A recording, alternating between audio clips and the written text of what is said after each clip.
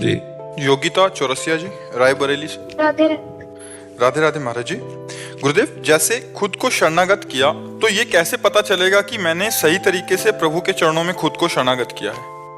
लक्षण आ जाएंगे। जब कोई सुख की दशा होगी तो तुम्हारा मन सीधे प्रभु में जाएगा, क्योंकि शरणागत है ना।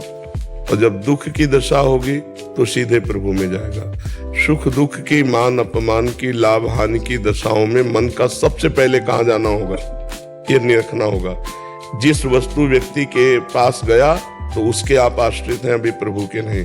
अगर सीधे प्रभु के पास गया तो आप प्रभु के आश्रित हैं, प्रभु के शरणागत हैं। फिर ये लक्षण आने लगेंगे: निर्भय, निश्चिंत, निशोक, संशय रहित, विपरीत भावना का त्याग। ये बातें आने लगती हैं जो भगवान की शरण में होता है।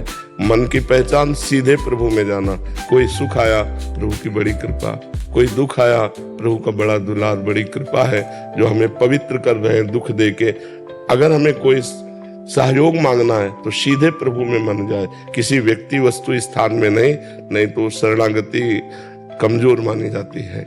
कि अगर कहीं अन्य गया, जैसे द्रौपदी जी भगवान की शरणागत भक्त है, पर जब वस्त्र खींचने का तो सभा में उनको अपने पतियों का भरोसा था, भीष्म आदि का भरोसा था। जब वो टूटा तब अपने हाथों का भरोसा लिया, फिर दांतों का लिया, फिर भगवान की। ये बहुत कमजोर स्थिति है। जैसे आखिरी में भगवान को पुकारा, वैसे सीधे भगवान का संबंध। तो शरणागति हमारी तब हुई मानी जाएगी जब दुख सुख की परिस्थितियों में हमारा मन सीधे भगवान के पास जाए, तो हम भगवान के शरणागत हैं। किसी भी परिस्थिति में हम चिंता न करें क्योंकि भगवान है। किसी भी परिस्थिति में हम भय न करें क्योंकि भगवान है। किसी भी परिस्थिति में हम शोक न करें क्योंकि भगवान है। जो अपने संकल्प से एक सेकंड में अनंत ब्रह्मांडों को रच सकते हैं, तो मेरे स्वामी मुझे शोकित क्यों होने देंगे, मुझे दुखी क्यों होने देंगे? वो मेरे लिए नई सृष्टि रच सकते हैं।